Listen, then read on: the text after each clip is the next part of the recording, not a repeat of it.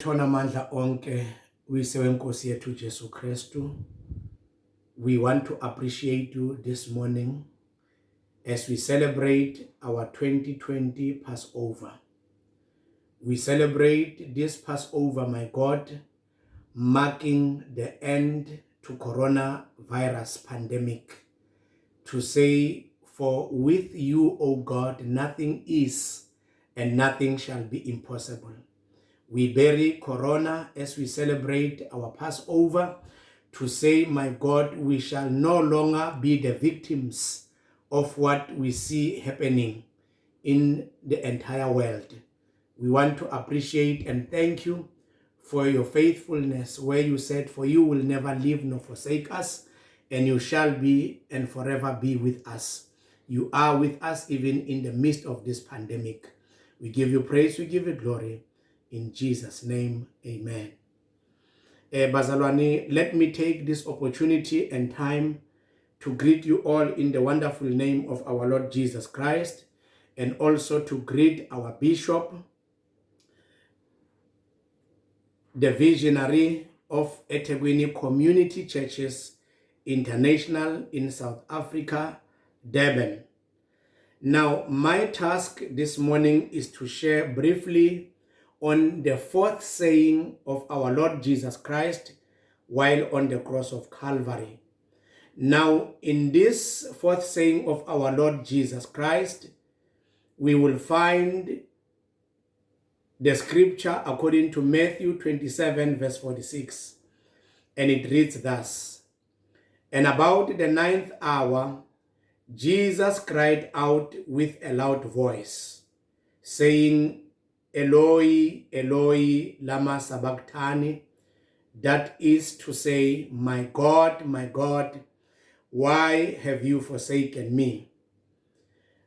When the Lord Jesus Christ was on the cross of Calvary, the mob stood round about him, and the two malefactors were nailed beside him.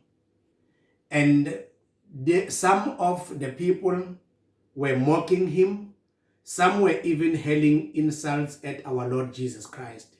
But in the midst of all those things, Jesus Christ did three wonderful things. He prayed for his persecutors. He prayed for the repentant sinner. And finally, he comforted his mother together with the disciple whom he loved. Now, in this word, we see Jesus Christ as a suffering Savior.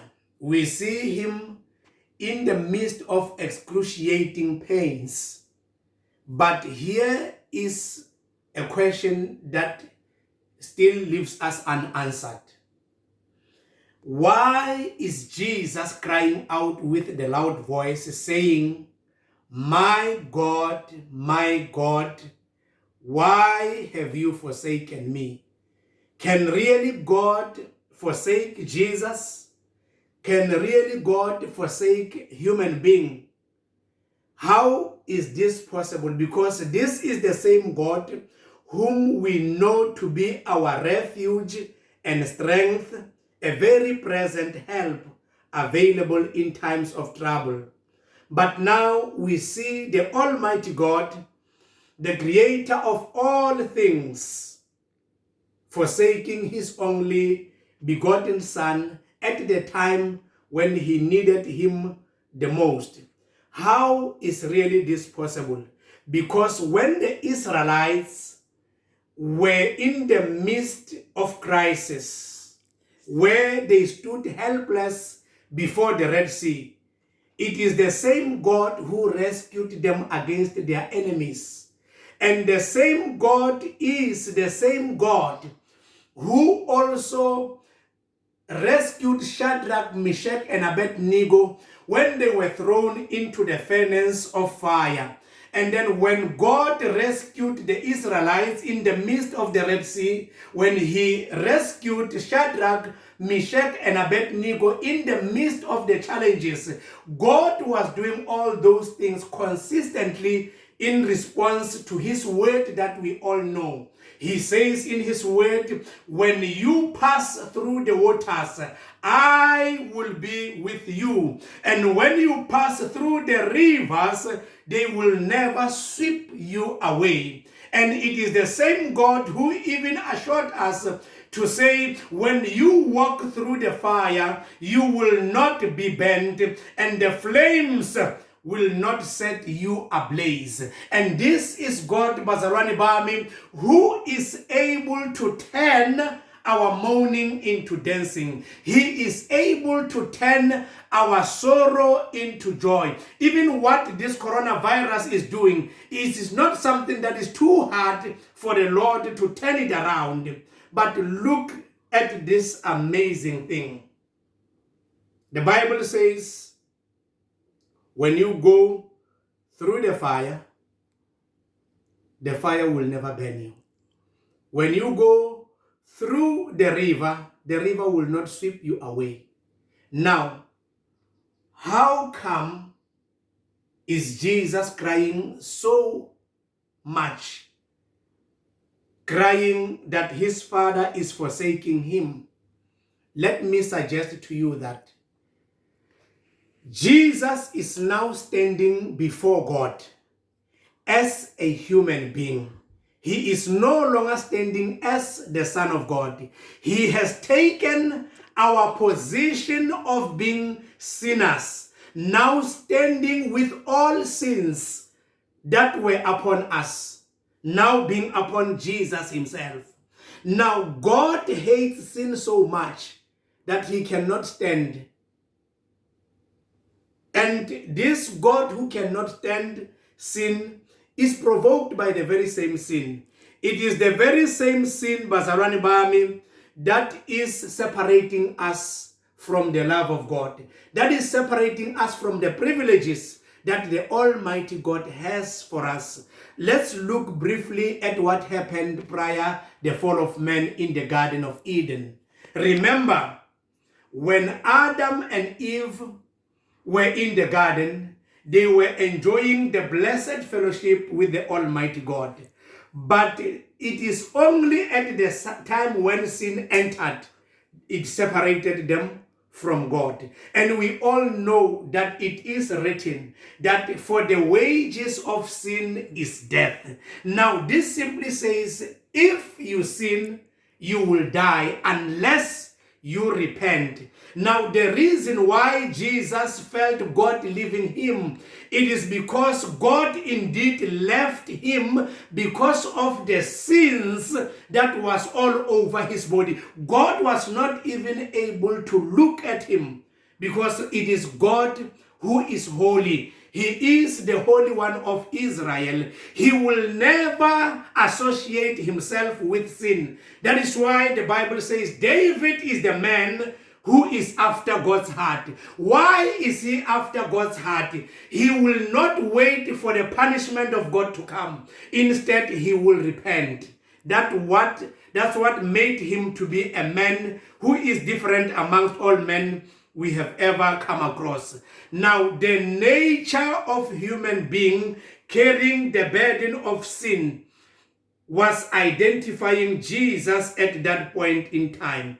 Now, this is also something that was prophesied because God made Jesus, who had no sin, to be sin for us, so that in him we may become the righteousness of God. Remember, when Mary was pregnant with this child, Joseph wanted to leave him because he wanted to not make any noise, but to live without causing any havoc around the people whom he knew. But the angel of the Lord approached him, and then it says, Joseph, do not be afraid to take Mary as your wife, for the child whom is conceived in her is of the Holy Spirit.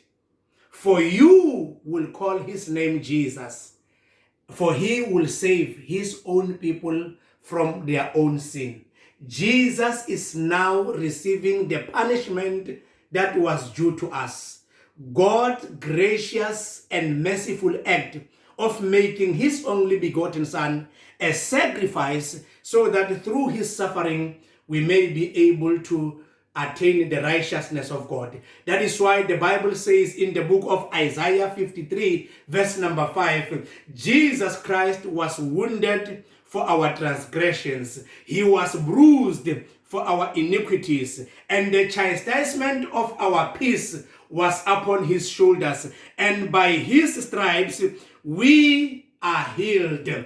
Bazalwane bami, uma ngabe uJesu akakwenzanga lokho, ngabe namanje sisasha ngunaphakade, but ngenxa yomusa wakhe uNkulunkulu wasenzela kwabalula. Gizothi githi sonke, while we are still celebrating this Passover, if you have not accepted Jesus as Lord and Savior of your life, know one thing. If you are going to confess Jesus as Lord and Savior of your life, that which you did yesterday will no longer be counted as transgression in your life, because the Bible says, if a man be in Christ, behold, a new thing has come, and the old has passed away. You become the child of God by choice.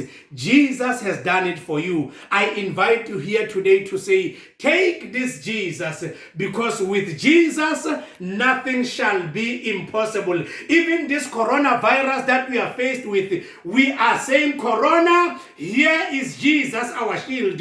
Enough is enough. And believe you me, saints, by faith, if we will all hold on to this word and begin to appreciate the work of Calvary, the Almighty God will write this even in this Passover to say, when he was celebrated, Jesus, throughout the entire world, coronavirus ceased.